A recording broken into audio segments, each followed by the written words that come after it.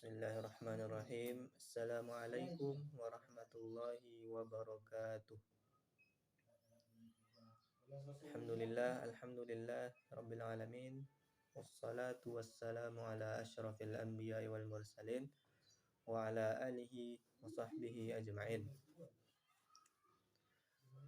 Pertama-tama, marilah kita panjatkan rasa puji syukur kita atas kehadiran Allah Subhanahu wa taala, yang mana Allah Subhanahu wa taala masih memberikan kepada kita begitu banyak nikmatnya, masih memberikan kepada kita begitu banyak karunia-Nya, seperti nikmat kesehatan, nikmat kesempatan, kemudian nikmat waktu luang, sehingga kita masih bisa selalu beribadah padanya untuk mengharapkan surganya dan mengharapkan rahmatnya. Kemudian sholawat dan salam semoga tak lupa pula selalu tercurahkan pada kedua hasanah kita, suri tauladan kita, uswatun hasanah kita, Habibullah, yakni Nabi Muhammad sallallahu alaihi wasallam, yang mana beliaulah yang membawa agama Islam ini dari zaman jahiliyah kepada zaman Islamiyah yang kita rasakan pada saat seperti sekarang ini. Baik, perkenalkan, nama saya Muhammad Fatih Asadullah, NIM 2114020121225, yang mana pada kesempatan kali ini akan menafsirkan dan menjelaskan Quran Surah An-Nahl ayat 103 dan ayat 104. Baik, sebelum itu saya akan membacakan ayatnya terlebih dahulu. A'udzu billahi minasyaitonir rajim. Bismillahirrahmanirrahim. Walaqad na'lamu annahum yaquluna innama yu'allimuhu bashar. Lisanul ladzi yulhiduna ilayhi a'jamiyyun wa hadha lisanun arabiyyun mubin. Innal ladzina la yu'minuna bi ayatillahi la yahdihimullahu wa lahum 'adzabun alim. Shadaqallahul azim. Yang artinya, dan sungguhnya kami mengetahui bahwa mereka berkata, sungguhnya Al-Quran itu diajarkan oleh seorang manusia kepadanya, Nabi Muhammad, padahal bahasa orang yang mereka tuduhkan bahwa Nabi Muhammad belajar kepadanya yaitu bahasa Ajam, sedangkan Al-Quran adalah bahasa Arab yang terang. Sesungguhnya orang-orang yang tidak beriman kepada ayat-ayat Allah yaitu Al-Quran, maka Allah tidak akan memberikan petunjuk kepada mereka, dan bagi mereka lah azab yang sangat pedih. Allah Subhanahu wa taala menyebutkan tentang kedustaan, buat-buatan, dan kebohongan orang-orang musyrik dalam tuduhan mereka terhadap Nabi Muhammad SAW, bahwasanya sungguhnya Al-Quran yang dibacakan oleh Nabi Muhammad kepada mereka tiada lain diajarkan oleh seorang manusia kepadanya. Lalu mereka mengisyaratkan kepada seorang lelaki ajam yang ada di antara mereka, yaitu seorang pelayan milik salah satu puak dari kabilah Quraisy. Lelaki itu seorang pedagang yang menjajakan barang-barangannya di Safa. Ada kalanya Rasulullah SAW duduk dengannya dan berbincang-bincang dengannya mengenai suatu hal. Padahal orang tersebut berbahasa Ajam, tidak mengetahui bahasa Arab, atau hanya mengetahui sedikit bahasa Arab, menyangkut keperluannya yang darurat untuk berkomunikasi.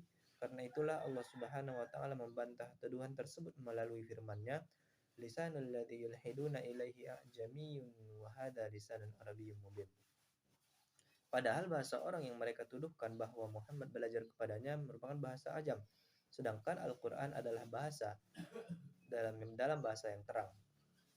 Dengan kata lain, mana mungkin Al-Quran yang bahasanya sangat fasih, berparamastra sangat tinggi, bersastra yang sangat tinggi, dan mengandung makna-makna yang sempurna, lagi mencakup segala yang menjadikannya jauh lebih sempurna dari makna-makna yang terkandung di dalam semua kitab yang diturunkan kepada kaum Bani Israel, merupakan buah dari pelajaran yang diterimanya. Dan mana mungkin dia belajar dari seorang ajam, yaitu orang non-Arab. Jelas hal ini tidak akan dikatakan oleh seorang yang berakal rendah pun. Muhammad ibnu Ishaq dalam kitabnya As-Sirah mengatakan, dahulu Rasulullah Shallallahu Alaihi Wasallam menurut berita yang sampai kepadaku sering duduk di marwah di tenda seorang budak beragama Nasrani bernama Jabar. Dia adalah seorang budak milik seorang dari Banil Hadrami. Maka Allah menurunkan firman-Nya yang artinya, dan sungguhnya kami mengetahui bahwa mereka berkata, sungguhnya Al-Quran itu diajarkan oleh manusia kepadanya. Padahal bahasa orang yang mereka tuduhkan bahwa Muhammad belajar kepadanya adalah bahasa Ajam. Sedangkan Al-Quran adalah bahasa Arab yang sangat terang. Hal yang sama telah dikatakan oleh Abdullah ibnu Katsir dari Ikrimah dan Qutadah. Disebutkan bahwa nama budak itu yaitu Ya'ish.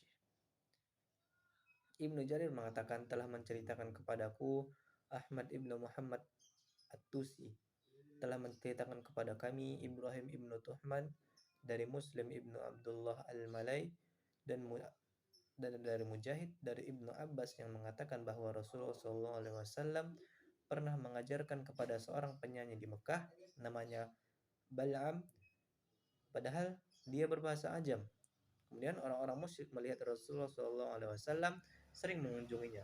Lalu mereka mengatakan, sungguhnya dia diajari oleh Bal'am. Maka Allah menurunkan firman ayat-ayat berikut, ayat yang telah saya bacakan sebelumnya, An-Nahl ayat 103.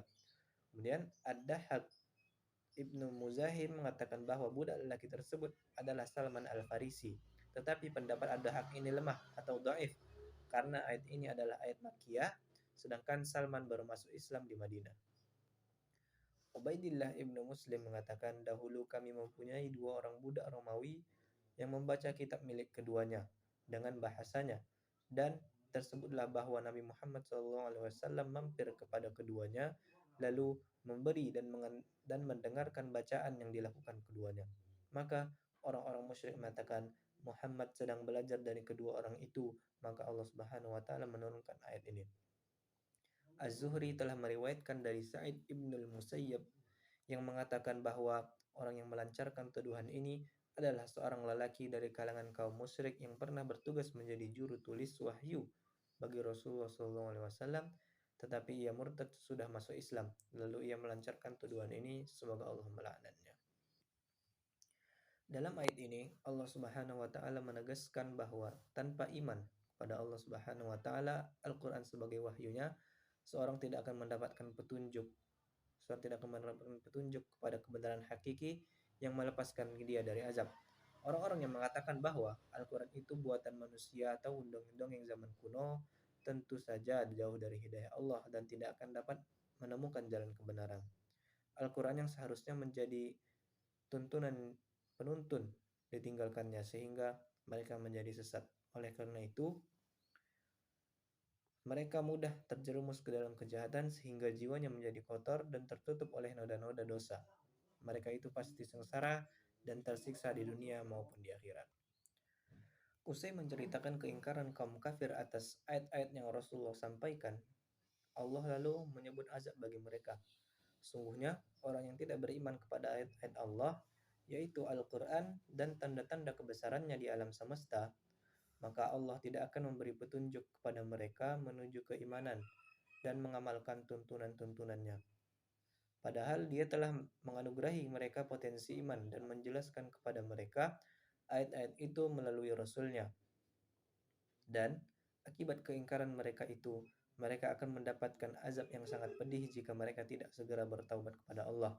Selain menuduh Nabi Muhammad sebagai pembohong, orang kafir juga meyakini ayat-ayat ini beliau sampaikan adalah hasil karyanya sendiri, bukan dari Allah. Menepis tuduhan itu, Allah Subhanahu wa taala menegaskan, sesungguhnya yang mengada-ngada kebohongan hanyalah orang-orang yang tidak mau beriman kepada ayat-ayat Allah, baik yang termaktub dalam Al-Qur'an maupun terbentang di alam semesta, dan mereka itulah pembohong sejati, bukan Nabi Muhammad SAW. Allah Subhanahu wa taala menyebutkan bahwa Dia tidak akan memberi petunjuk kepada orang yang berpaling dan dari mengingatnya dan berpura-pura tidak tahu terhadap apa yang Dia turunkan kepada Rasulnya, serta tidak ada niat dalam dirinya untuk beriman pada apa yang disampaikan oleh Rasul-Rasulnya dari sisinya. Manusia yang berkarakter seperti ini tidak akan diberikan petunjuk oleh Allah Subhanahu wa taala untuk beriman kepada ayat-ayatnya dan apa yang disampaikan oleh rasul-rasulnya di dunia. Dan bagi mereka di akhirat nanti adalah azab yang sangat pedih lagi sangat menyakitkan. Kemudian Allah Subhanahu wa taala menyebutkan bahwa Rasulullah Shallallahu alaihi wasallam bukanlah orang yang mengada-ngada, bukan pula pendusta, bahkan sebaliknya, hanyalah makhluk yang jahatlah yang berani membuat kedustaan terhadap Allah Subhanahu wa taala dan Rasul. Mereka adalah yaitu orang-orang yang tidak beriman kepada ayat-ayat Allah. Dari kalangan orang-orang kafir dan orang-orang ateis yang terkenal kedustaannya di kalangan manusia, utusan Allah yaitu Nabi Muhammad SAW merupakan orang yang paling benar, yang paling bertakwa, serta paling sempurna dari segi ilmu, pengalaman, pengamalan, iman, dan keyakinannya. Dia terkenal dengan kejujurannya di kalangan kaumnya. Tiada seorang pun yang meragukan hal ini dari kalangan mereka, sehingga mereka memberinya julukan di antara sesama mereka dengan panggilan Al-Amin. Ketika Heraklius, Raja Romawi berkata kepada Abu Sufyan tentang sifat yang dimiliki oleh Rasulullah SAW, yaitu antara lain ia mengatakan, apakah kalian pernah menuduhnya sebagai pendusta? Sebelum dia mempermaklumatkan seruannya, Abu Sufyan menjawab, tidak pernah. Maka Heraklius berkata, tidaklah logis bila dia meninggalkan kedustaan terhadap manusia. Lalu ia pergi dan berbuat kedustaan terhadap Allah Subhanahu wa taala. Kemudian tafsir dari Muhammad Quraisyhab, sesungguhnya orang-orang tidak mau tunduk pada ayat Allah yang mereka tidak mampu membuat tandingannya dan bersikeras mengingkari ayat-ayatnya tidak akan diberi petunjuk oleh Allah Subhanahu wa taala, dan di akhirat mereka akan mendapatkan siksa karena membangkang dan juga karena keingkaran mereka tersebut. Adapun makna ayat dari ayat yang kedua ini, mereka hanyalah berdusta, tidak lebih. Firman Allah Ta'ala, sesungguhnya orang yang tidak beriman kepada ayat-ayat Allah atau Al-Quran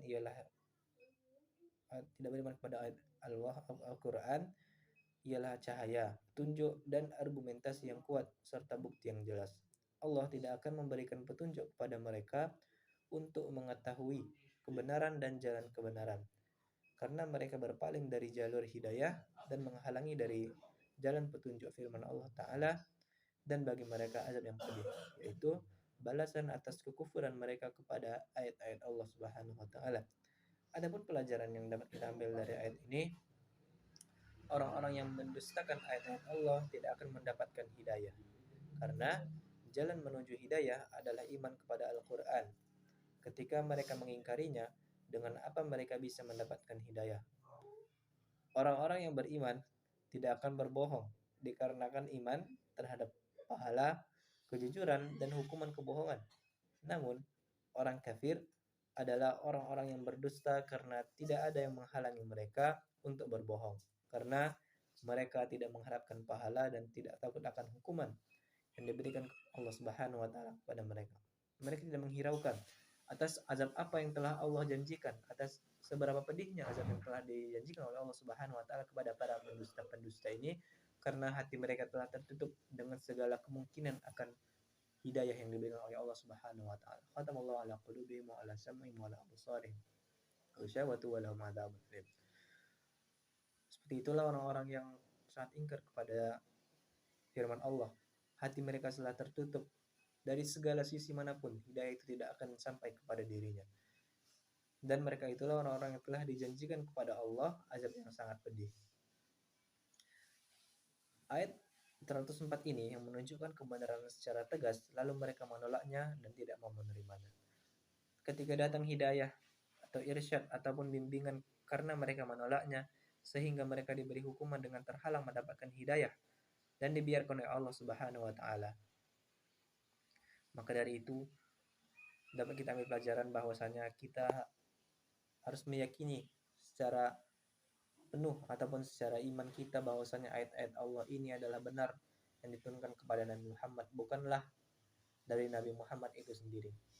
Agar kita terhindar dari sifat-sifat mengingkari ayat seperti ini, maka kita harus memperbanyak ibadah, memperbanyak mengingat kepada Allah Subhanahu wa taala agar kita bisa terhindar dari azab Allah yang sangat pedih sebagaimana yang telah diterangkan Allah Subhanahu wa taala dalam ayat ini. Mungkin itu yang dapat saya sampaikan. Kurang lebihnya saya mohon maaf. Akhirul kalam. Wassalamualaikum warahmatullahi wabarakatuh.